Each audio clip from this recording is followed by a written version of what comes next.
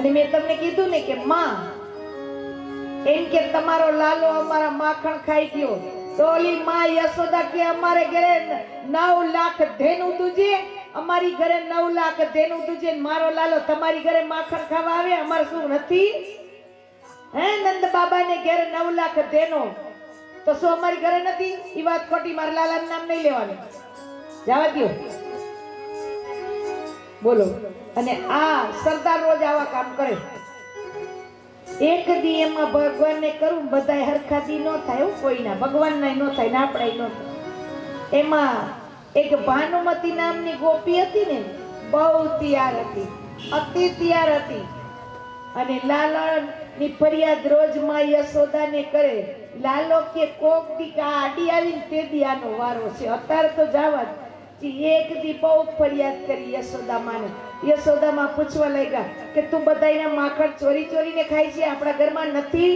બા હું કાઈ કોઈની ત્યાં ચોરી કરતો જ નથી ને, હું કોઈને ઘરે જ જાતો નથી ને, આ તો બધા ખોટા મારા નામ આપે છે. માં તરત સાચું બની જાય પાછી. હો ઈ વાત સાચી છે, આ બધે ખોટા બોલતા હશે, ઈ વાત સાચી, ખોટું બોલતા હશે આપણે. ભાનુમતી ગઈ હતી, તમારા લાલાએ મારા વાછડા છોડી દીધા, મહિના મટકા ફોડી નાખ્યા. લાલો કે આને સિદ્ધિ કરવાનો હવે જરૂરી છે, બાકી કાંઈ નહીં. બીજા તો બધા હેમજા, પણ હવે આનો વારો કાલ લેવો. પણ વાંધો એ હતો માતાઓ કે આગળ યમના પાણી ભરવા જવું પડતું, તમારી જેમ ઘરે નહીં, યમના પાણી ભરવા જવું પડતું. એટલે આ ભાનુમતી પણ લાકડા છાપાથી કઈ ઘટે એમ નહોતું. એટલે ગઈ, માથે બેડું લીધું, યમના પાણી ગઈ, યમના પાણી ગઈ. અને આ ચોર મંડળ વાહેથી દરવાજેથી અંદર આવ્યા કે હવે તો ઓલી પાણી ભરવા ગઈ, ઓલી પાણી ભરવા ગઈ છે, હાલો. બધા એક ગોવડિયા ઉપર બીજા, બીજા ઉપર ત્રીજા, અને આ સરદાર સિક્કે પહોંચ્યા. અને ઓલી ભાનુમતી આવી પાછી અડધેથી આવી, બધા ભાગી ગયા. સરદાર ઉપર સિક્કામાં લટકાય છે. એ કે હવે હું યશોદાને બોલે એવું કે જો આ તારો લાલો.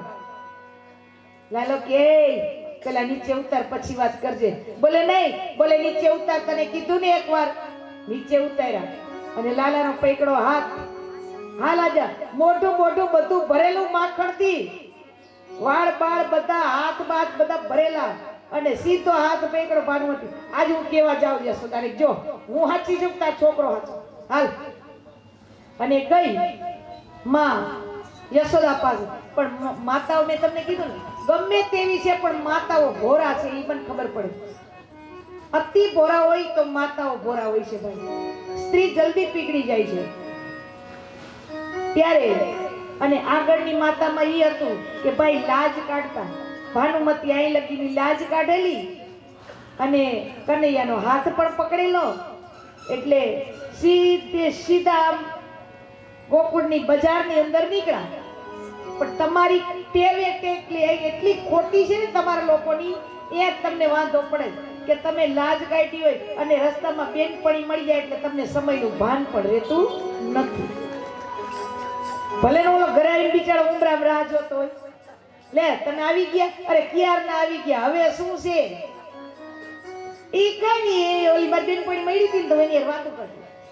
એમાં બેનપણી સામે મળી, ભાનુમતીએ લાજ કાઢેલી અને બેનપણી સામે મળી, ખૂબ એની હારે વાતોમાં મશગુલ, કાનાનો હાથ પકડેલો.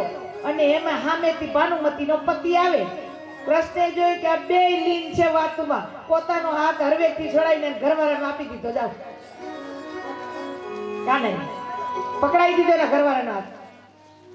પાછો પડદો ખબર પડે ને, ઘરે જઈને કેમ આ યશોદા, તને કહું છું નંદરાણી, જુઓ હું રોજ તમારા લાલાની ફરિયાદ લઈને આવતી, તમે માનતા નથી, આજ હું લઈને આવી છું.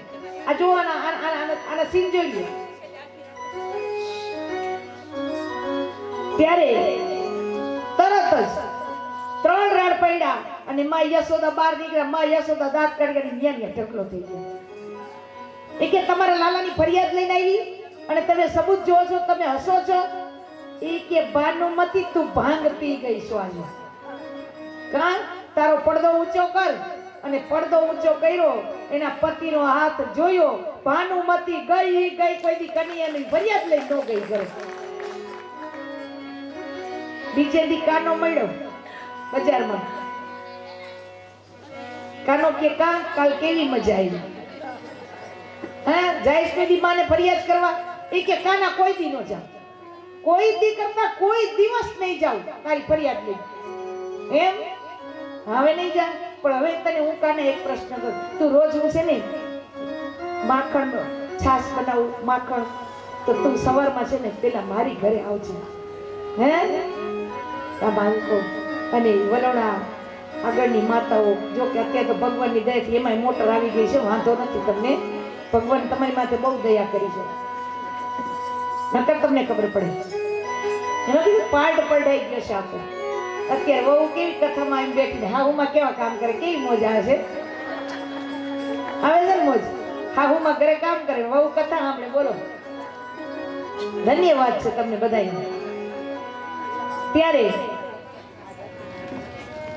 ઈ સવારના વેલા પ્રભાતિયા હોય, ઈ સવારના વલોણાના અવાજ આવતા હોય, ગામડું ગામ હોય અને ઈ ગમર ગમર મારું વલોણું ગાજે, શ્યામ આવીને મારી મટુકી ફોડે.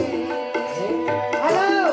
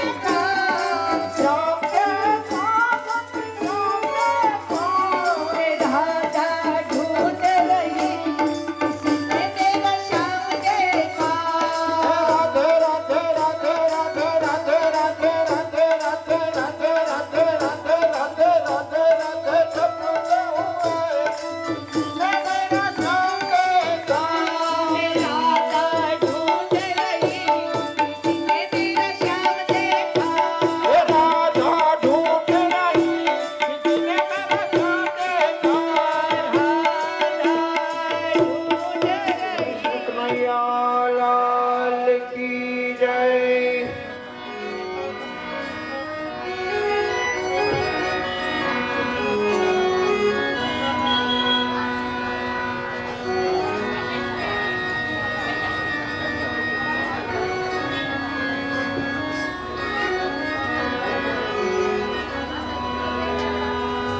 બોલે કૃષ્ણ કનૈયા લાલ કી જય.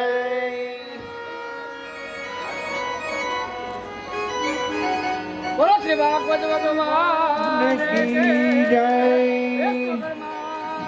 કી જય.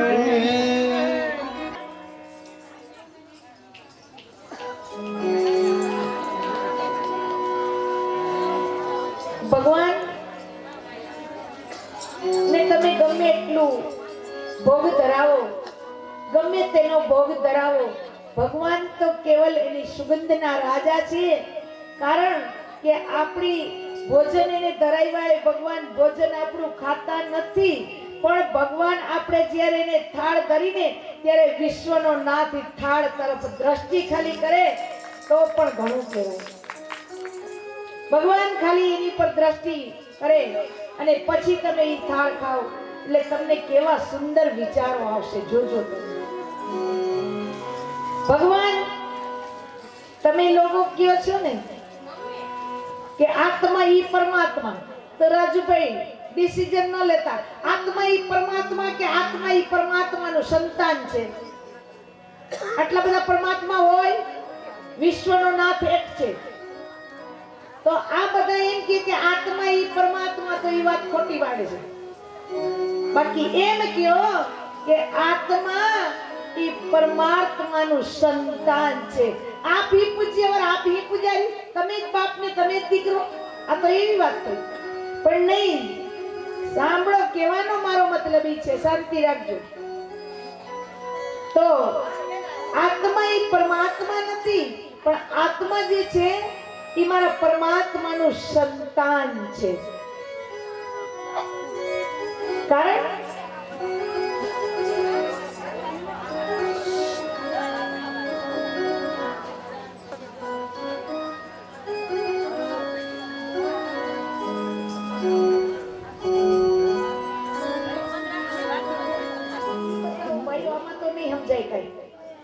આત્મા આપણો ક્યાં વસે છે? આ શરીરમાં આત્મા કઈ જગ્યાએ હોય છે? બતાવો જરા, કઈ જગ્યાએ હોય આત્મા? આપણો આ શરીરમાં કઈ જગ્યાએ નિવાસ કરે છે? ખબર નથી. ખબર. આત્મા ગાડીમાં ગમે એટલા માણસો બેસાડો, પણ મેન સીટ ડ્રાઈવરની છે. આપણી જિંદગી કેના હાથમાં? ડ્રાઈવરના હાથમાં. માણસો ગાડીમાં ગમે એટલા ફેરવે, આપણે કઈ જોવાનું હોય, એ મેન ડ્રાઈવર છે. આ આત્મા છે ને, એ આ શરીરનો એક ડ્રાઈવર છે. અને આત્મા જેમ ડ્રાઈવર મેન સીટ ઉપર બેસે ને, એમ આત્મા આપણો અહીંયા બે પ્રકૃતિની વચ્ચે નિવાસ કરે છે. તિલક આપણે અહીંયા જ કરીએ છીએ. બે પ્રકૃતિની વચ્ચે આપણો આત્મા વસેલો છે. બાકી કે માણા કે હૃદયમાં વસેલો છે ને, હૃદય તો કાઢીને ડોક્ટર એકવાર મૂકી દે છે ટેબલ ઉપર. અત્યારે આત્મા ઉડીને વયો ન જાય, પણ આત્મા બે પ્રકૃતિની વચ્ચે વસે છે. અને આત્મા જેમ શરીરના અમુક અવયવ છે ને, કે દેશી ભાષા કરવી પડશે, હાડકાં, એને અવયવ કહેવામાં આવે. તો એ અવયવ જે છે ને આપણા શરીરના, ઈ બધામાં હોય. તમારા મારા બધા જીવ જંતુ બધા. ત્યારે આત્માના કયા ત્રણ અવયવ છે? ઈ તો હાડકા છે, લોહી છે, માંસ છે, આ નાડિયું છે, આ બધું શરીરનું છે. અને ઈ તો આપણો દેહાંત થઈ જાય એટલે આઈને પડ્યું એ બધું. કેવલ જીવ પરમાત્માના ઘરે જાય છે. આ ખોરિયું નથી જાતું મારું તમારું. તો ત્યાં તમે જઈ અને આત્મામાંથી કઈ વસ્તુ ઉત્પન્ન થાય છે મને બતાવો. નથી ખબર.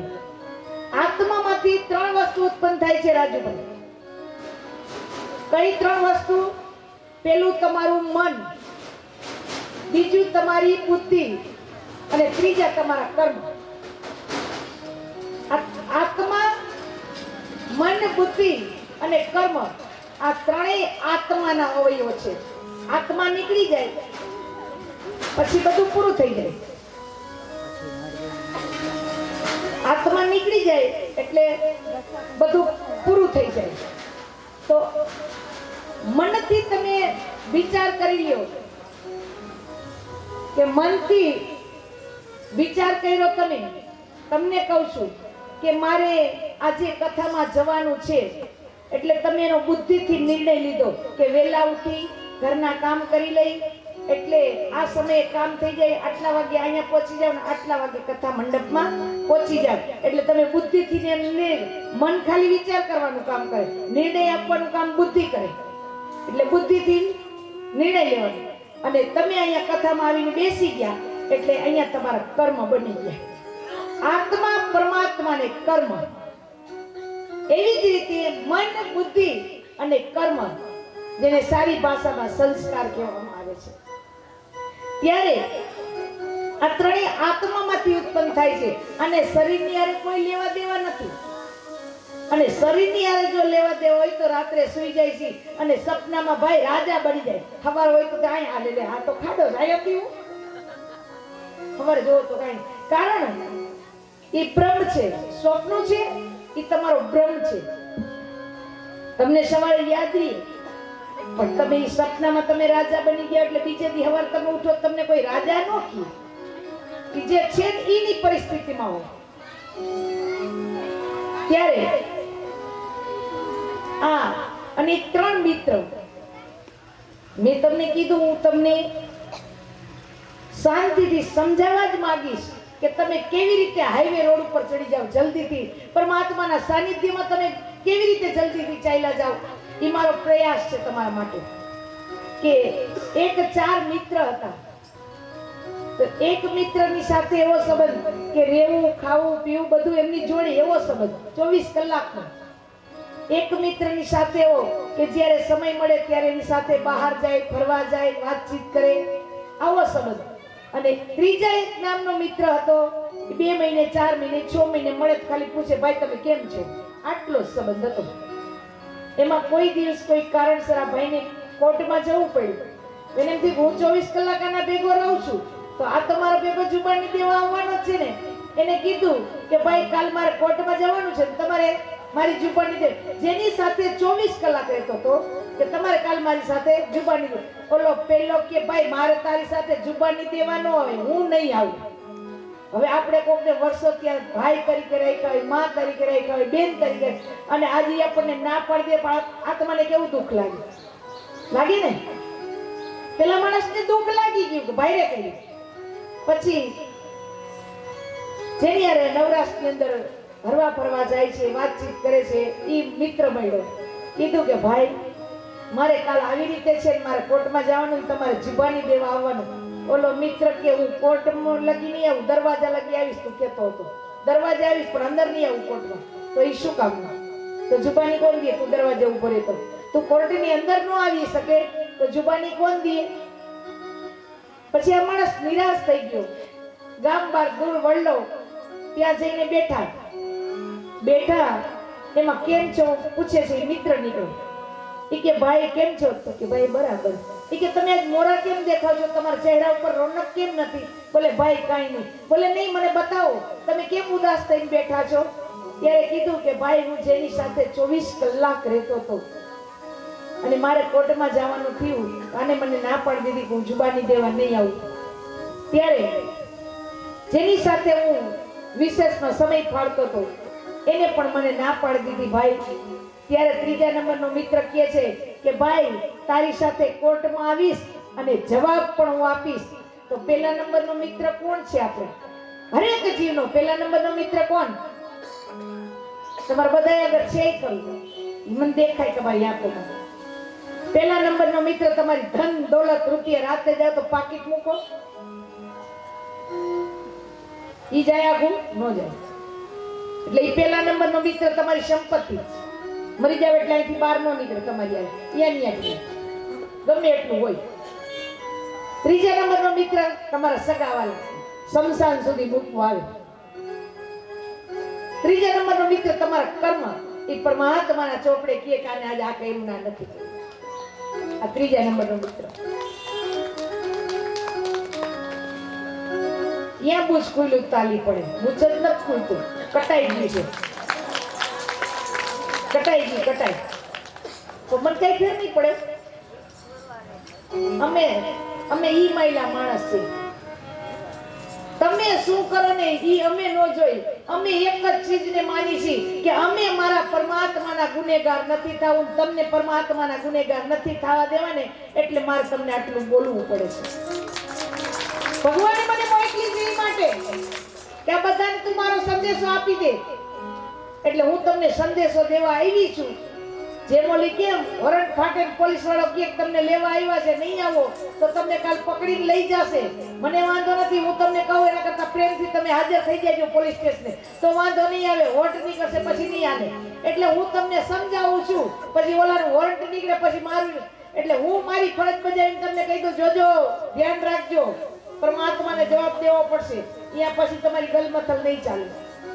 મારા ભગવાને મને કીધું છે, હું કરું, તમે કરો કે ન કરો, તમે જાણો, તમારા કર્મ જાણો. પછી કયો કે માતાજી અમે દુખી થઈ ગયા. હા, શેના કારણે? પણ તમને માયાના પડદા આવી ગયા છે, પરમાત્મા નથી દેખાતો એટલે. તો ઈ કર્મ આપણા છે. અને કર્મની વ્યાખ્યા કહું તમને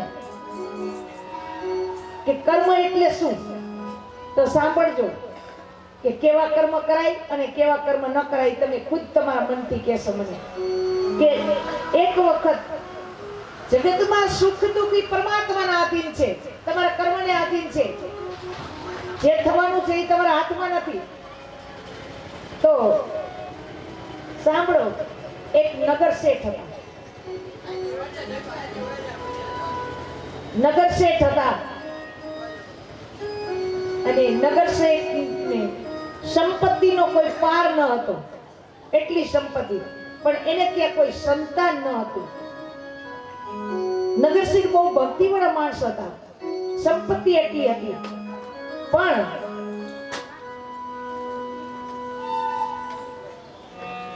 તો ત્યારે એનો મિત્ર એક,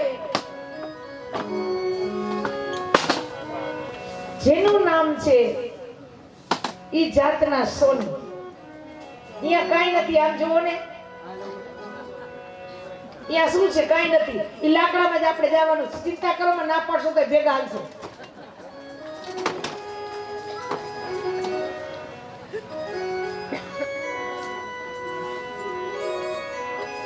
क्या कहूँ रघुनाथ से, ये सब मेरे कर्मों के खेल हैं.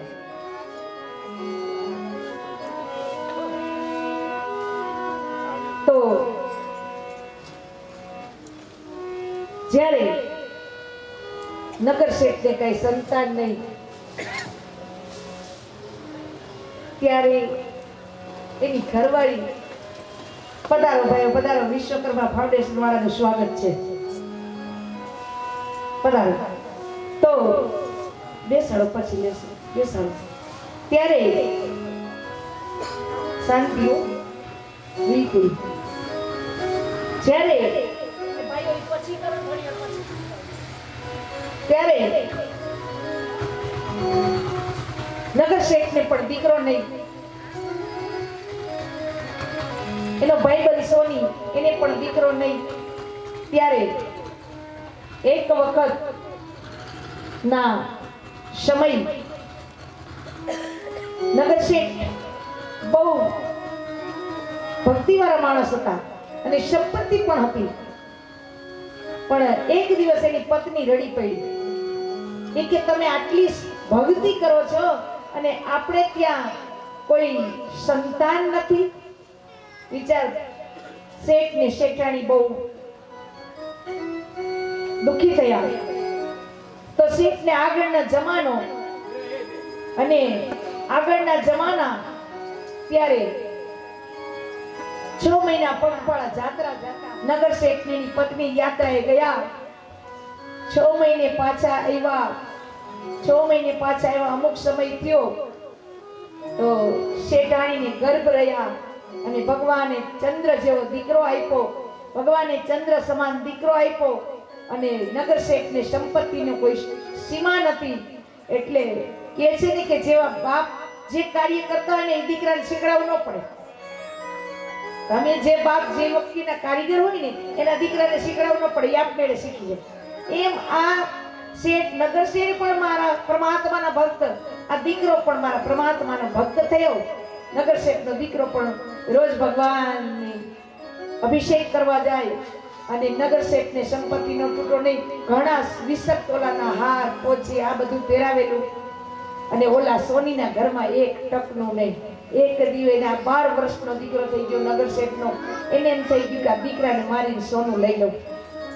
એમાં એક દી વિચાર કરે છોકરો ભગવાનના મંદિરે જાય એકલો, ગામ બારોબાર સોની એની પાછળ ગયો કે આજ આને મારી અને હું લઈ લઉં સોનું. ભાઈબંધનો દીકરો છે, એને ગયો શિયાળે અને એક બોરા વેચવા વાળી ડોસી બેઠી હતી મંદિરે. એને ખબર પડી ગઈ કે આ માણસ લોભની ખાતર આ છોકરાને મારી નાખશે. એટલે કીધું કે બેટા તું ઝાડ પાછળ સંતાઈ જા, આ તને મારી નાખશે. છોકરો ઝાડ પાછળ સંતાઈ ગયો. ઈ જમાનામાં ઈ સોનીએ એક કોરી સોનાની ડોસીમાને આપી કે ઓલો છોકરો ડોહીમાં કીધું ઝાડાનું, અને ઈ સોનીએ મારી નાખ્યો. સોનું લઈ લીધું. હવે જો ગામડામાં ટકનું નહોતું, આટલું બધું સોનું બનાવીને વેચે તો સમાજને ખબર પડી જાય. એટલે નગર શેઠ પાસે જઈને કહેવા લાગ્યા કે તમારો એક ને એક દીકરો વયો ગયો, આમ થયું તેમ થયું, હવે મને આ ગામમાં ગમતું નથી, હું બાજુના ગામમાં જઈ ધંધો કરીશ. તો શેઠે શું કીધું, ભાઈ મારો દીકરો તો વયો ગયો, આ સંપત્તિ શું કામ, આમાં તારે જે જોઈ એ લઈ જા. વિચાર તો કરો. ગયા ત્યાં જઈને સોનું રૂપિયા બનાવ્યા, એ બધું વેચી રૂપિયા બનાવીને ભગવાનને કરવું. એને ક્યાંય દીકરો થયો નહોતો. દીકરો જન્મતાની સાથે બીમાર. 20 વર્ષ તો થયો, કોઈ દી ખાટલામાંથી ઊભો ન થયો, કોઈ દી બાપુજી નો બોલ્યો, કોઈ દી બાપ પણ ન બોલ્યો. 20 વર્ષ સુધી કોકે કીધું કે લગ્ન કરાવી દો હાજો થઈ જાય. લગ્ન કરાવ્યો તો વહુ આવી તો વહુ માંદી. કોઈ દી બે માંથી એક, કોઈ દી બા કે બાપુ બોલ્યા નહીં. એમાં કોઈ સાધુ આવ્યા કે બાપા જેટલું ભેગું કર્યું તું અને કીધું તમામ વહી ગયું, એક ખાવા ટકનું નર્યું. ત્યારે કોઈ સાધુ એમ કીધું બાપજી મારો દીકરો જન્મતાની સાથે આમ કોઈ દી હૈસો નથી, કોઈ દી મને પિતાજી કઈ બોલાવ્યા નથી એની માને. તો આ શું છે? સાધુ સમજી ગયા, તરત જ અભિમંત્રિત કરીને પાણી છાંટ્યું. છોકરો એકદમ હસવા લાગ્યો. તેના પિતાએ કીધું કે બેટા તું હસે છે શા માટે? ત્યારે કીધું કે પિતાજી તમે જે મને આગલા જન્મમાં માર્યો નગર શેઠનો છોકરો હું પોતે છું. ત્યારે કે બેટા તું એમ લેવા આવ્યો હા? તો કે તમને એક કોરી વહુ કેમ આવું કરે? ત્યારે કીધું તમને એક કોરીમાં મને બતાવ્યો ને કે આ તમારી વહુ. એટલે કીધું કે કરેલા કર્મના બદલા દેવા પડે, અંતે દેવા પડે, વધેના ઘટે જમતન બાદ. ભાઈ આ કરેલા કર્મના બદલા મારે તમારે બેયને દેવા પડશે. એટલે કર્મ એવા કરો. હું તમને ઈ કહેવા માંગુ, તમે કર્મ એવા કરો કે ભગવાન તમારી ઉપર રાજી રહે. કોઈને દાન ન કરતો કાઈ નહીં, પુણ્ય ન કરતો કાઈ નહીં, પણ જીવનમાં કોઈ દી કોઈને હેરાન કરવાનું છોડી દેજો. હેરાન ન કરતા કોઈ દી કોઈને. આટલું યાદ રાખજો. કારણ કે કોઈની હાઈ લાગી જાય, કોઈને દુઃખ લાગી જાય આત્માનું, અને ઈ જો કદાચ આપણને શ્રાપ આપી દે ને તો એમાંથી મારો ભગવાન પણ આપણને બચાવી દેશે. કારણ કે આ કર્મના ખેલ છે. કર્મ કોઈને છોડતું નથી. આ જન્મ નહીં તો ઓલો જન્મ, ઓલો જન્મ નહીં તો ઓલો જન્મ, અને કયા જન્મ પછી આવે આડું એ મને તમને બેમાંથી એકને ખબર નથી. એટલે કર્મ માતાઓ સારા કરજો. કોક કાંઈક કરતું એની તરફ દ્રષ્ટિ નહીં કરો. તમે કોકને કૂતરાને કોકે મારી નાખ્યું તમે જોશો તોય તમારા પાપ બંધાવાના છે. ધ્યાન રાખીજો. જય હો. પધારો. રાજુભાઈને વિનંતી કરું, મારા પણ મહેમાન આવ્યા છે, અને અમારા મોરબીના શ્રી વિશ્વકર્મા ફાઉન્ડેશનના જયેશભાઈ પઢાડિયા, જયેશભાઈ પરમાર બીજા, જયેશભાઈ પરમાર બે, જય હો, અમારા મોરબીથી પણ પધારેલા છે. તો ભાઈને વિનંતી કરું, આવો વ્યાસપીઠ ઉપર રાજુભાઈ, અને પધારો, આપણા ભાઈઓનું સન્માન કરો. હારો આ બધું પતી જાય. આવતા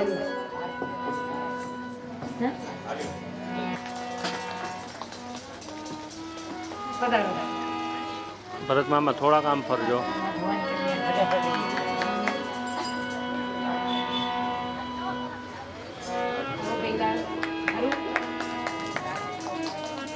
તાલી ઉપર લગી આવડે છે.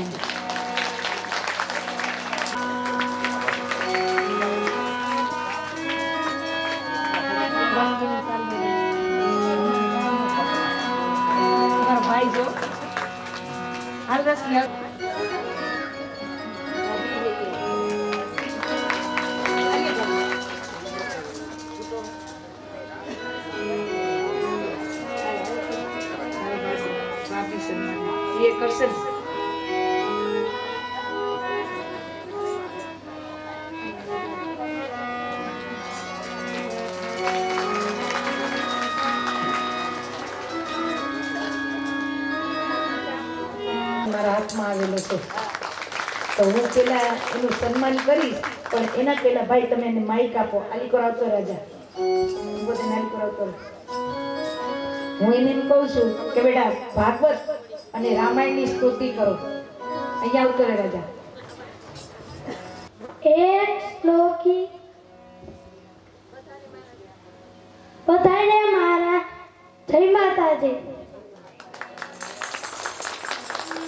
એક શ્લોકી રામાયણ આદો રામ તપો વનાતિ ગમનમ હત્વા મુગમ કાંચનમ વૈદેહી હરણમ જટાયુમરણમ સુગ્રીવસમ ભાષણમ વાલીની ગ્રહણમ સમુદ્રતરણમ લંકાપુરી દાહનમ પશ્ચાદ્રાવણ કુંભકર્ણનમ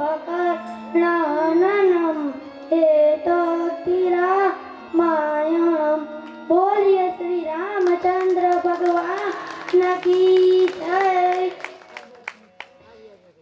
એક શ્લોકી શ્રી કૃષ્ણ ભાગવત આદો દેવકી દેવગર્ભ જનનમ ગોપી ગૃહે વર્ધનમ માયાપૂતન જીવિતા પહરણમ ગોવર્ધનો દ્વારણમ કંસચે તનકૌરવા દિહનનમ કુંતી સુદા પાલનમ એતત ભાગવત પુરાણ ગતિતમ શ્રી કૃષ્ણ લીલામૃતમ. શ્રી કૃષ્ણાષ્ટકમ ભજે વ્રજે કમંડનમ સમસ્ત પાપ ખંડનમ સ્વભક્ત ચિત્તરંજનમ સદેવ નંદ નંદનમ સમસ્તકમ પુનાદવે મસ્તકમ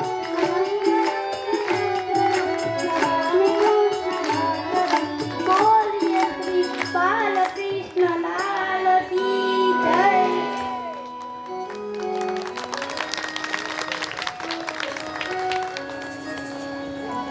લાવો ભાઈ, એને કાપો મારી દીકરાને.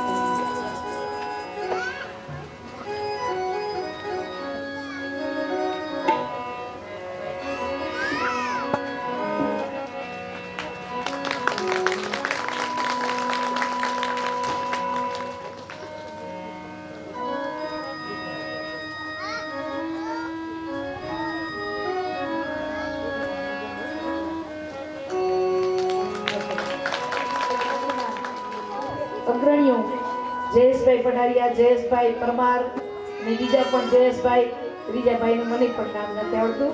તો માતાઓની, રાજુભાઈની અને મારા વડીલોને વિનંતી કરું કે એ લોકો મા બાપ વગરની દીકરી હોય તો ભલે, મા બાપ વાળી હોય તો ભલે, જે ગરીબ માણસની દીકરીઓ છે એને અમારા વિશ્વકર્મા ફાઉન્ડેશન વાળા સમૂહ લગ્ન બીજા મહિનામાં છે ને, પહેલા મહિનામાં સમૂહ લગ્ન છે. તો હું હરેક માતાઓને એક વિનંતી કરીશ, માગુઈ આપશો ને, ઊંચી આંગળી કરો. મને ખબર તમે બહુ ઊંચાવી નથી હોતી, હજી મને ખબર છે, હું આ બધા તમને ઓળખું છું. તો મારા ભાઈઓ તથા મારી બહેનોને, એક જ બહેનો લાવો ખ્યાલ રાખો.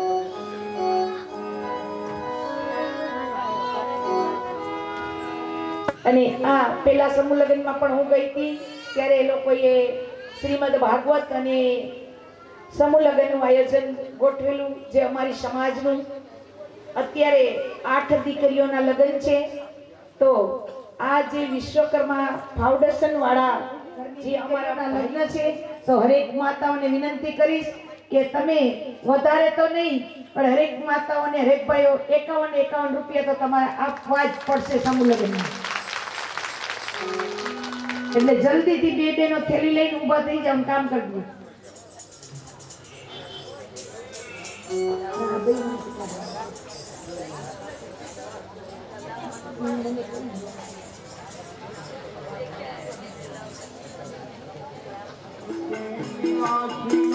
મારે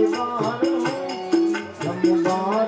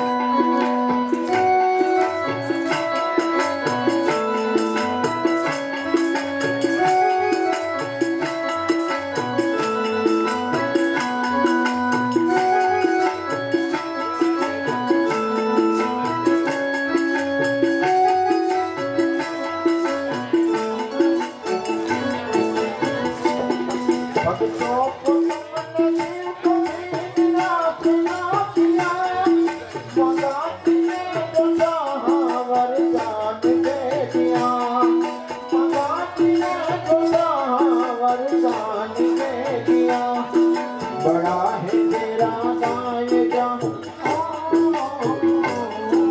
बड़ा है तेरा गाय जा बड़ा दातार तू बड़ा दातार तू आयो प्यारे बोले तार तार तू कैलाश के निवासी नमो मार मारो आयो प्यारे बोले तार तार तू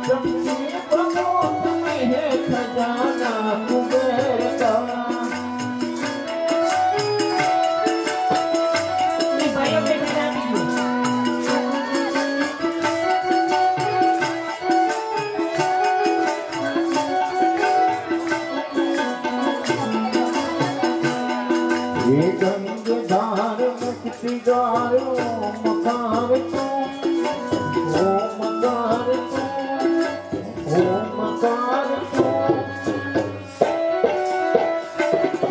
आयो तिहार बोले तार तार तू कैलाश के निवासी नमो मार मारो नमो मार मारो आयो तार बोले तार तार तू शंभु तार तार तू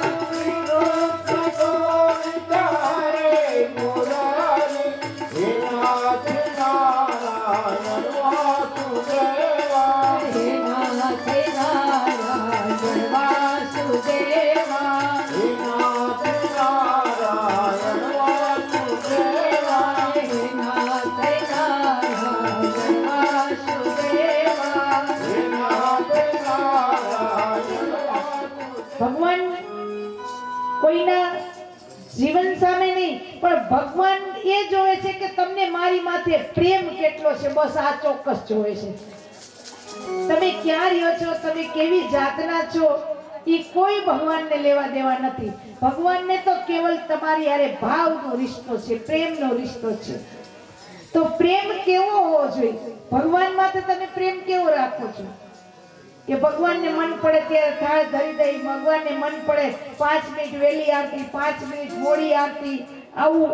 કારણ કે આપણે એમ છે ભગવાન કેમ ને કહેવાના છે કે 7 વાગ્યાની આરતી કરો, ભગવાન ક્યાં કહેવાના છે 12 વાગ્યા મને થાળ દો. એટલે તમને એનો ભય નથી. ઘરવાળાનો ભય છે કે હમણાં બપોરે આવશે તો મારે એની રસોઈ તૈયાર કરી રાખવી પડે, એનો ભય છે. પણ મારા પરમાત્માનો ભય નથી તમને. અને જો પરમાત્માનો તો તમને આવો ભય હોય કે મારા પરમાત્માને સમયે મારે ભોજન આપવું પડશે, સમયે આરતી કરવી પડશે, કારણ કે પ્રેમ ही પરમાત્મા है.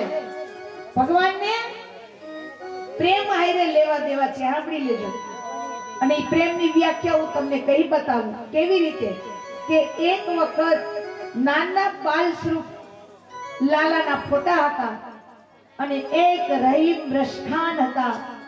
એક વખત પાનવાળાની દુકાને ગયા અને એને લાલાનો ફોટો જોયો તો ઈ દુકાનવાળાને કેવા લાગ્યા કે આટલો સુંદર બાલક છે તો આના માતા પિતાએ આને મોજડી કેમ નથી પહેરાવી? હા, આના પગ ફૂલથી પણ કોમલ છે. હે આનું ઘર ક્યાં છે? આ કોનો લાલો છે? રહીમ રસખાન કે ઓલો દુકાન વાળો કે રહીમ રસખાન પાગલ થઈ ગયા. ઈ કે બોલે મને આ ફોટો આપશો? બોલે હા. દુકાન વાળો કે જાય તો ખરા આગા લીધા ફોટા અને ઈ ફોટા લઈ રહીમ રસખાન મોજડી સીવતા હોય ને ત્યાં ગયા. ત્યાં જઈને લાલાનો ફોટો બતાવ્યો. મને આના માપની મોજડી બનાવી આપો. બનાવી આપી. રહીમ રસખાને બંડીના ખીચામાં મોજડી નાખી અને રહીમ રસખાન બધાને ઘરે ઘરે પૂછવા લાગે, તમે આ લાલાનું કોઈ ઘર જોયું છે? આ લાલાનું કોઈ ઘર જોયું? બધા લોકો જગત લોકો કહેવા લાગ્યા કે રહીમ રસખાન પાગલ થઈ ગયા, રહીમ રસખાન પાગલ થઈ ગયા. કારણ કે ગામો ગામ ફરે વૃદ્ધ થઈ ગયા આવ્યા, ગામો ગામ ફરી મોજડી હજી બંડીના ખીચામાં. બધા લોકો કે રહીમ રસખાન પાગલ થઈ ગયા છે. પણ એમાં કોઈ ભાઈને પૂછ્યું એવું ગામડું કે ભાઈ તમે આ લાલાનું ઘર જોયું છે? ઈ કે આ તો ગાંડા છે, પણ મારે શું સમજવાનું? એને કીધું આ તો ઓલા ગોકુળમાં રહે છે, ત્યાં જાવ. રહીમ રસખાન રખડતા ભટકતા, કપડા કેટલા દિવસોથી નાયા નહીં, વાળની જટાઓ થઈ ગયેલી અને વાળની અંદર એટલી બધી ધૂળની ભરાઈ ગયેલી. રહીમ રસખાન ગોકુળ ગયા, ઘરે ઘરે જઈને કે તમે આ લાલાનું ઘર જોયું છે? ઘણા દિવસ રેકડા. રહીમ રસખાનના પગમાં પણ છાલા પડી ગયા. પણ એક કોઈ વળી પાછું કીધું, સામે મંદિર હતું ભગવાનનું, કૃષ્ણનું, કીધું જો સામે એનું ઘર છે, જાઓ. અને રહીમ રસખાન જોરથી પગથિયા ચડી ગયા મંદિરના, એકદમ ઉતાવળા. અને ત્યાં પૂજારીએ બરોબર પડદો ખોલ્યો અને રહીમ રસખાન ચડ્યા તો પૂજારી કેવા લાગે, આવાને આવા ગાંડા અત્યારના પોરમાં હાઈલા આવે છે, આવો બારે નીચે ઉતરી જવાની. અને જ્યાં પૂજારી આરતી કરવા માટે દરબાર તૈયારી કરી અને વિશ્વનાથ કે પૂજારી પેલા જે રહીમ રસખાન પગથિયે બેઠા ને લઈ આવજા. પેલા જે બેઠા ને પગથિયે ને લઈ આવ. અને લઈ આવ્યા રહીમ રસખાનને. અને રહીમ રસખાનની બાળ સ્વરૂપમાં ભગવાને મોજડી પહેરી. ત્યારે રહીમ રસખાન રડવા લાગ્યા, પ્રભુ કેટલા વર્ષોથી તમારું ઘર જો ગોતતો તો કોઈએ મને તમારું ઘર જ ન બતાવ્યું. હે અને આજની તારીખની અંદર જાજો, ગોકુળની અંદર ભગવાનના મંદિરની સામે રહીમ રસખાનની કબર આજની તારીખમાં છે. જી આવજો. આજની તારીખમાં રહીમ રસખાનની કબર ત્યાં છે. ત્યારે રહીમ રસખાનને પછી ખબર પડી કે આ તો વિશ્વના નાથ છે. બોલે માગો રહીમ રસખાન, વરદાન માંગો. ત્યારે કીધું કે પ્રભુ મારે કાંઈ નથી જોતું, પણ હું તમારી પાસે એટલું માંગુ છું કે મારા તો કોઈ એવા કર્મ નથી જો હું તમારી પાસે વરદાન માંગી શકું. પણ માને એક વિનંતી છે મારી પ્રભુ, કે તમે છે ને મને યમુના નદીનો પથ્થર બનાવી દો પ્રભુ. કારણ કે તમે યમુનામાં સ્નાન કરવા આવો અને તમારા ચરણ જો મારા મસ્તક ઉપર પડે ને પ્રભુ, મારું જીવન ધન્ય બની જશે. અને ઈ જો પથ્થર બનવાના પ્રભુ મારા જો કર્મ ન હોય તો તમે મને ગોકુળમાં કોઈ ઝાડવું બનાવી દો. કારણ કે તમે ધેનું ચારવા આવો અને ઝાડવા નીચે વિશ્રાંતિ લ્યો ને પ્રભુ, તો મારું જીવન સફળ થઈ જાય. રહીમ રસખાનની વિનંતી છે. અને આજ પણ ની તારીખમાં ઉજી આવી, તમે પણ જાવ એટલે જોઈ આવજો. રહીમ રસખાનની કબર છે આજની તારીખમાં ભગવાનના મંદિરની સામે. પણ આ ભગવાન કહે છે તમે મને જેટલો પ્રેમ કરો એટલો હું તમને પ્રેમ કરું. તમે મને પ્રેમ નથી કરતા, તમને મારો વિશ્વાસ નથી, મને તમારા ધ્યાન કોઈ નથી. કારણ કે તમે કોકને પ્રેમ આપો તો કોક તમને પ્રેમ આપે. ખબર છે ને? પછી તમે એમ કહો કે અમે તો જ્યાં જઈએ અમને જહજ નથી, પણ જહ ક્યાંથી જડે? તમે કોઈને જહ દિયો છો? પેલા ઈ નક્કી કરી લ્યો. જે તમે બાવર વાવ્યો એમાં કોઈ દી આંબો નહીં આવે, ઈ બાવર જ થશે. અને તમે જો આંબો વાવી દો તો એની અંદર પછી બાવર નહીં થાય.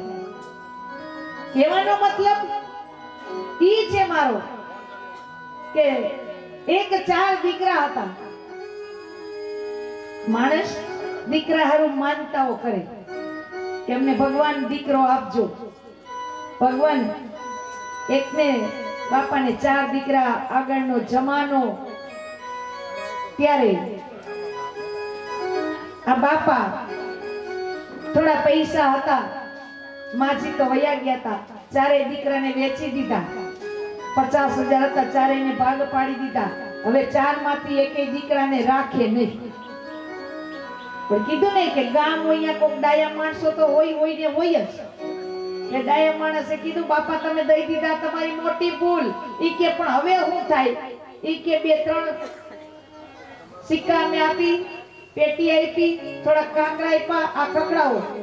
અને આને કર્યું ચાલુ ખખડાવવાનું ચાલુ કર્યું તો મોટો છોકરો જાગી ગયો કે બાપા આગળ હજી કાંઈક છે. ખબરમાં કે બાપા તમારે ભેગા રહેજો ને, હું હંધાઈથી મોટો છું ને. ઓલો નાનો કે હું હંધાઈથી નાનો છું, બાપાનો હક મારો છે તમારો નહીં. બાપા કે હું ચારેય ને ત્યાં રહીશ, ચિંતા ન કરો. તો કે બાપા પેટી તમારી છે, અંદર જે કાંઈ છે એ પણ તમારું જ છે, પણ શરત એક છે, હું મરી જાઉં, મારી ક્રિયા પતી જાય પછી જ તમારે આ પેટીને હાથ અડાડવાનો, ત્યાં લગી હાથ નથી અડાડવાનો. છોકરા કે ભલે ને, છે તો છેલ્લે આપણે બાપા ક્યાં લઈ જવાના છે, આપણું જ છે. અને એમાં ભગવાનને કરવું, બાપાના સીતારામ પૂરા થયા અને પછી તો 4 છોકરાનું નામ કોલર ચડાવી. બાપા મૂકી ગયા છે ને, આખી નાઈટ જમાડી, આખા ગામ જમાડી. બાપા મૂકી ગયા, શું વાંધો છે ને? બાપાના છે, બાપાને આપણે દેવાના ને. આખી નાઈટ જમાડી, ગામ જમાડ્યું, બધુંય કર્યું, ક્રિયા ખૂબ સરસ કરી. અને બાપા મરી ગયા તો 4 માંથી એકે રોયા નહોતા. અને જ્યાં પેટી ખોલીને જોઈને ત્યારે ચારે એકાએ પોપ મૂકી. કામ તો ભાઈ દુઃખ ક્યારે થાય છે તમને કે કઈ મળતું નથી ત્યારે? બાપ ગયા ને દુઃખ નતા, દુઃખી હતું કે આમાં કઈ નીકળ્યું નહીં, એટલે 4 પોક મૂકીને પેટી ખોલી ત્યાં રોયા. ત્યાં લગી નહીં. તો કહેવાનો મારો મતલબ ઈ છે કે સુખ में सुमिरन करे, दुख में सुमिरन करे ना कोई. जो सुख में सुमिरन करे तो दुख काहे को होय कबीरा. તો દુઃખ તમને આવે છે ક્યારથી તમે પરમાત્માને ભજન નથી કરતા એટલે દુઃખ આવે છે. તમે પરમાત્માનું ભજન કરો એટલે તમને કોઈ ગ્રહ નહીં નડે, કોઈ નહીં નડે, જીવતાય નહીં નડે, મરેલાય નહીં નડે, ગ્રહય નહીં નડે, કોઈ દેવ પણ નહીં નડે. પરમાત્માનું ભજન કરો એટલે કાઈ નહીં નડે. બાકી તમે દુઃખી બધાય કે દુઃખી. મીરાબાઈએ કીધું કોઈથી દુઃખી, નરસિંહ મહેતાએ કીધું, પણ દુઃખના કારણ છે. સહી દુખિયા રે અમે એ નથી સુખિયા રે હો, દાજેલી દેહું નાય મે સહી દુખિયા. હલો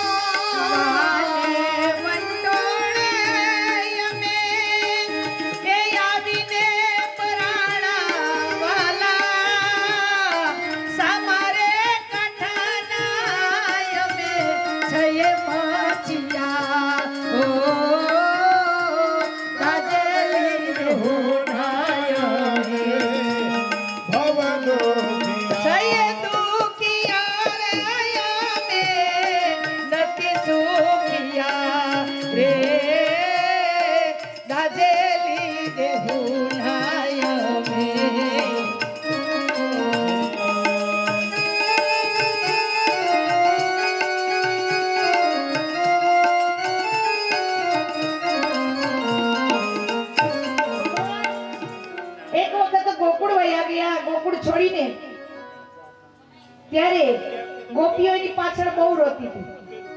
કૃષ્ણ પરમાત્મા તો જાણે છે, પણ ઉદ્ધવજીને એમ થઈ ગયું.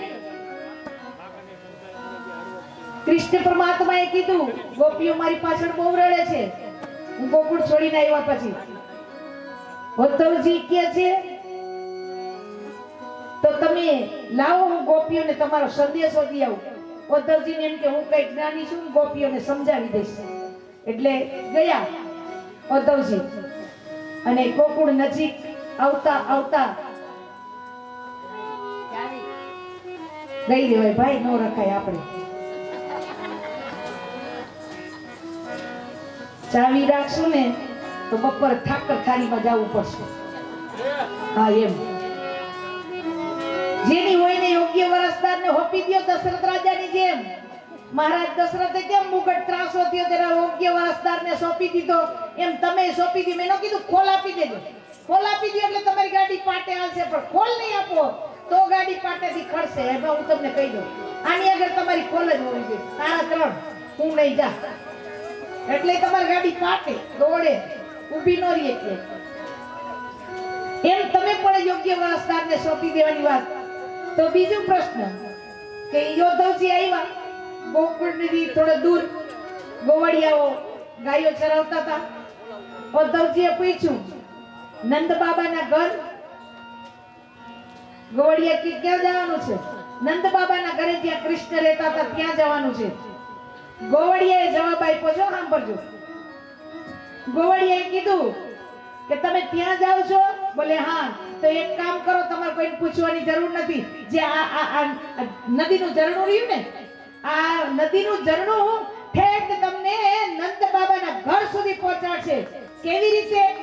કે ગોપીઓના ભગવાન કૃષ્ણ મથુરામાં ગયા અને ગોપીઓએ રડી રડી એટલા આંસુ પડ્યા કે જેની નદી બની અને એક ઝરણું વહ્યું છે, અને આ ઝરણું ઠેક નંદ બાબાના ઘર સુધી પહોંચે છે. જાઓ ઉદ્ધવજી.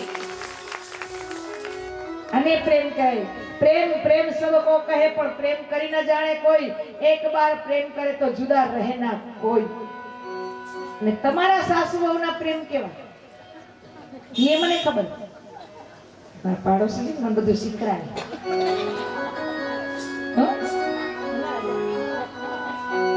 તો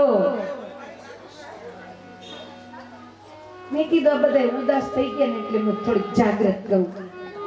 હવામાન થોડું ગરમ કરવું છે મારે. વિગત કેમ શાંતિથી બેઠા છે, લાવ થોડું હવામાન ગરમ કરી. હાહુન વવતા અત્યારની વાત છે, ત્યારની વાત નથી. ઓલી આગળ તો બહુ સારું હતું, અત્યારે નહીં. અત્યારે તો વવાવે એટલી બધું ભણેલી કે જેની કોઈ સીમા જ નહીં. એમાં એક માં ને દીકરો, એમાં દીકરાના લગ્ન થયા, વહુ બહુ બસ ભણેલી આવી. હા ઉમા કે હાય હવે મારે નિરાતાને રોટલા ઘડવા વાળી આવી ગઈ. હવે નિરાત એટલે કે બસ જાત્રાએ બસ જતી હતી. દીકરાને વાત કરી, બેટા હવે તો તને રોટલા ઘડવા વાળી આવી ગઈ, હું જાઉં. એ કે જાઉં બા, કાંઈ વાંધો નહીં, હવે શું તમારી ચિંતા છે, ઘર સંભાળવા વાળી આવી ગઈ, કાંઈ વાંધો નહીં. દીકરા માને, પણ આ મા દીકરાને પુડલા બહુ ભાવે એટલે ખાય. એમાં માં ગયા જાત્રા કરવા. ઓલી ભણેલી બહુ હતી, તેનો ઘરવાળો કે તને રસોઈ બનાવતા આવડે છે ને? તમે તો કેવા છો, મને રસોઈ બનાવતા ન આવડે. આવડા મોટા થયા હોય, મને બધું આવડે છે, ચિંતા કરો માં, કાંઈ વાંધો નહીં. બા તો ગયા જાત્રાએ. એ કે અને આ ભાઈ બાજુમાં સર્વિસમાં જાય નોકરી ઉપર. એ કે હું આવું ત્યાં રસોઈ બને, કાંઈ વાંધો તમે તમારે જાઓ, નિરાતે જાઓ, તમે આવો ત્યાં રસોઈ તૈયાર હશે, જાઓ, કાંઈ વાંધો નહીં. અને વિચાર આવ્યો કે શું બનાવું? આ તો 2 જણા છે, કંઈક બનાવી નાખી એક વસ્તુ. પુડલા મારા હા બહુ બનાવતા, હું બનાવું. બનાવવાનું તૈયાર કરી, પણ એમાં કંઈક લોટમાં પાણી નાખું, હું વળવું. એમાં શું? પૂછી લેજો, જોઈ રે, પૂછી લેજો.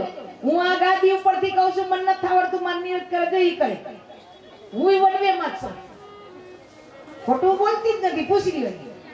તો કંઈક પુડલા કરવા હોય તો કંઈક લોટ ને કંઈક પાણીમાં ધોવા પડે ને, ધોવા જેમ કે અડાડવાનું કે કંઈક કીએ ને, અહીં કંઈક બનાવવો પડે.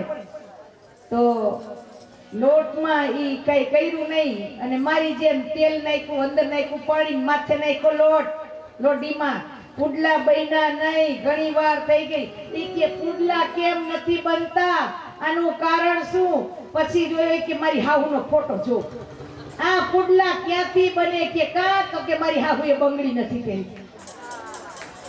જય શ્રી રામ.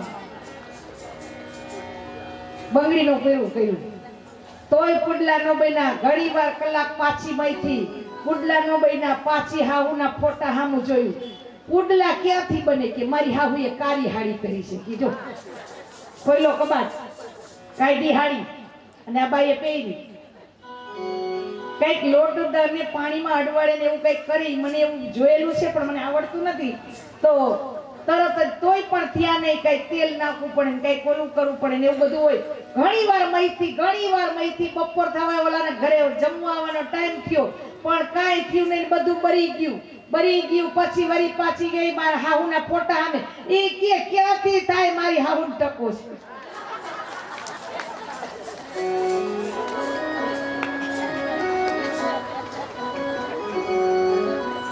આ એટલે પુડલા નથી થતા. લ્યો વાળંદને બોલાવીને ખારાવડ કરી સાથ, તોય પુડલા નો થયા. ત્યાં ઘરવાળા આવી ગયા, ડેલી ખોઈ. એ કે બા તમે આવી ગયા?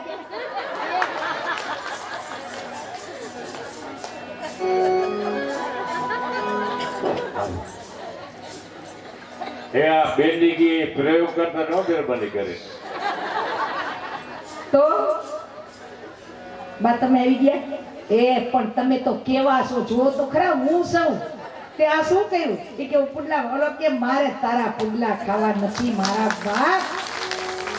હા આમ હોય, આવું હોય. એટલે કહેવાનો મારો મિનિંગ એ છે કે અતિશય ભણતર જે છે, અને અતિશય ભણતર હોય પણ જો આ વસ્તુ ન હોય તો ઈ નકામું. અને અત્યારે તો તમે જુઓ તો કેટલું બધું ટેકનોલોજી વધી ગયું જેની કોઈ સીમા જ નથી. પણ આઈ લગીનું કે પોતાના જે જીવનનું ઘડતર છે ઈ પણ તમને ભૂલાવી દે. ઈ કામ નહીં, ભૂલાવું ન જોઈ. ત્યારે કહેવાય છે એમ કે જીવનની અંદર જો સમજણ આવી તો એ આવી ગઈ, અને સમજણ ન આવી તો એને ન જ આવે. અને ઈ પણ હું તમને કહું છું કે બારે બુદ્ધિ હોળે હાન, આવી તો આવી, નકર પછી ગઈ, પાછી ન આવે. સમજી લ્યો. અને કુદરતી જે તમને સમજૂતી છે ને એ સર્વશ્રેષ્ઠ છે. કોક સમજાવે ને તમે કરો એ વસ્તુ શ્રેષ્ઠ નથી. કોક તમને સમજાવે અને તમે સમજો. એટલે અમારા સંતોએ કીધું કે સમજણ વિનાનું જીવન જીવો